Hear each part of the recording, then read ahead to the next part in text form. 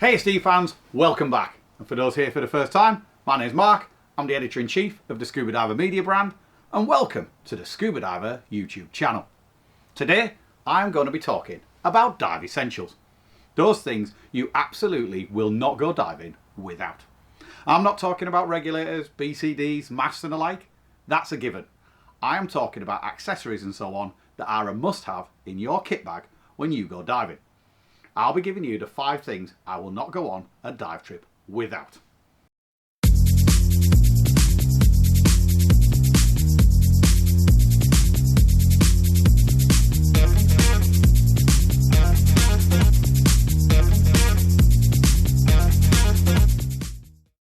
Okay, so we know you need all the basic kit.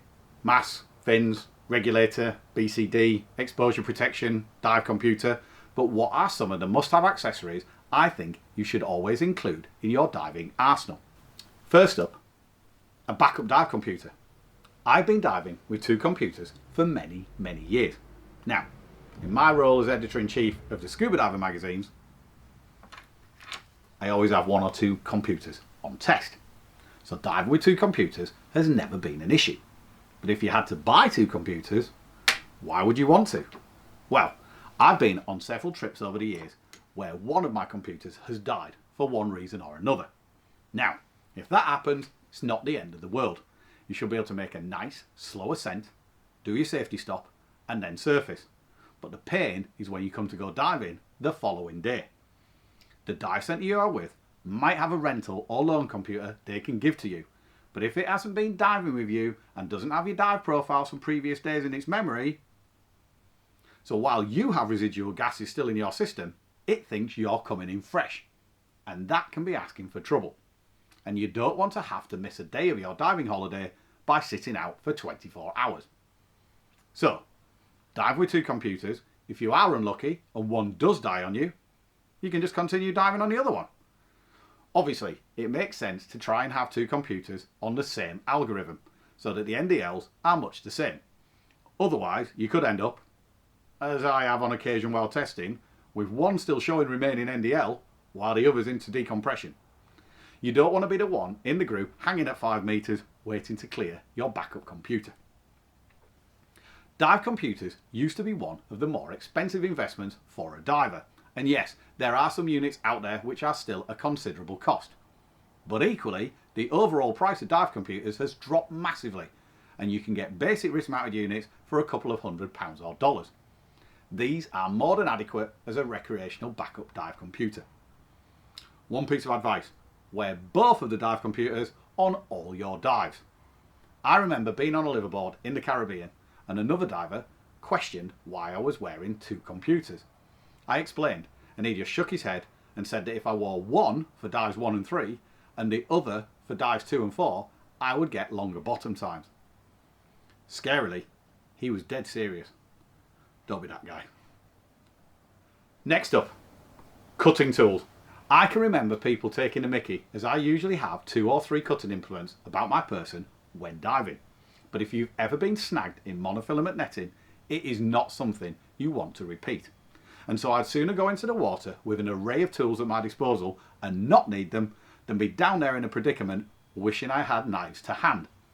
Now, back in the day when I first started diving, I had a knife as long as my 12-year-old calf strapped to my leg. It was the done thing at the time, and it was great for a bit of flatty stabbing to get my dinner. But thankfully, the days of needing Excalibur to go diving are long gone. These days, I have a trilobite attached to one shoulder strap of my wing, and a small titanium dive knife on the other. These are on there all the time, wherever I'm diving. But if I'm in the sea off the UK coastline, I also add a knife that I've owned for 20 odd years onto my right forearm. I also have a set of trauma shears that go in my dry suit pocket or the pocket on my tech shorts.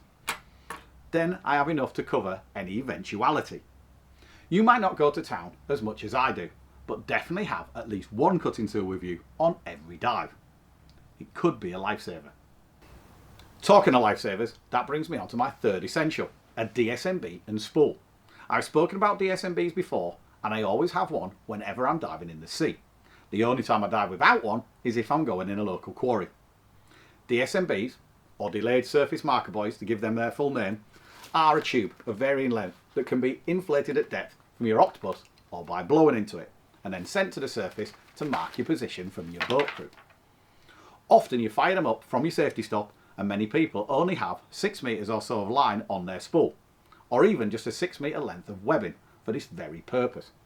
However, if the proverbial hits the fan, say you're on the wall at 40 metres, you head out into the blue to get that epic shark shot, get caught in a current or lose the wall, well, by the time you get to your safety stop depth and you can launch your DSMB, you could be hundreds of metres away from your boat.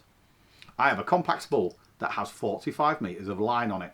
This means I can fire up my DSMB for my max dive depth if necessary, and then at least I'm giving my boat crew a fighting chance of seeing that I'm heading off over the horizon. I know countless times when a diver's DSMB was the difference between them being found and not being located, so always take a DSMB and spool with you on a sea dive. Again, better to have it with you and not need it rather than wish you had one, as it's all going pear-shaped. One thing, make sure you know how to launch one. There is no point having a DSMB if you cannot safely and efficiently launch it to the surface. This is something that can be practiced in your local inland site or in the shallows in the sea. It's not a difficult skill to master, but it is better to nail the technique before you have to fire one up in anger. I remember being on a liveaboard where they asked everyone to send up a DSMB at the end of the check dive, and when they asked if everyone knew how to do it, all nodded their heads. It became blatantly obvious at the end of the dive that many had never even handled a DSMB before, and there were plenty of rapid ascents as they completely messed up the deployment.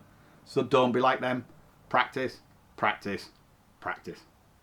Fourth essential is a small torch.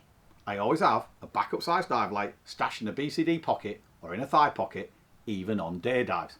One reason is you never know when you might want to see inside a little cave, under an overhang, or inside a wreck, and so having a torch on hand at all times is a big bonus. The other reason is you can't beat a torch for attracting attention on the surface. Now, you might be thinking, if I'm on a morning dive and I have an issue on the surface, what use is a dive light going to be in trying to attract attention when it might be bright and sunny? Well, just suppose you have an issue, end up on the surface, and then they're not found until the light starts to fade. You will certainly be glad you had a dive light then.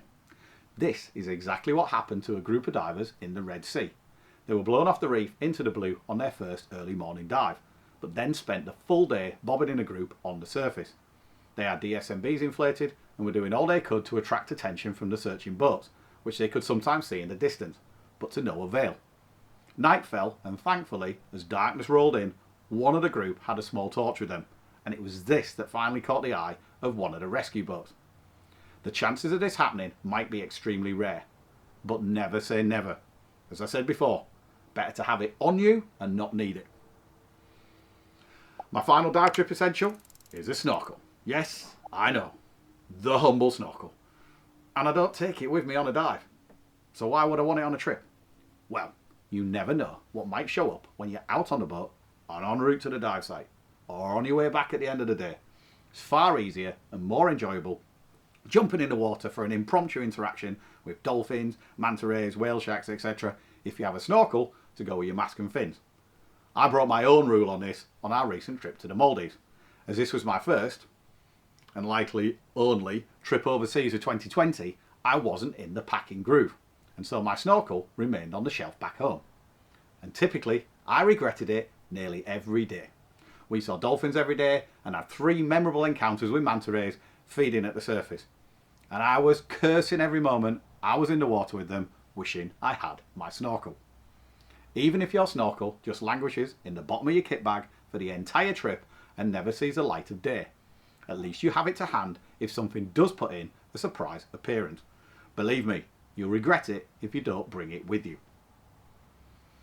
So, that's my 5 dive trip essentials. Let us know in the comments below what your must-have necessities are when you head off on a dive adventure. If you enjoyed this video, be sure to subscribe to our YouTube channel and ring that bell so you get notification for all our new videos. As always, if you're going diving in the coming days, enjoy yourself. Stay safe.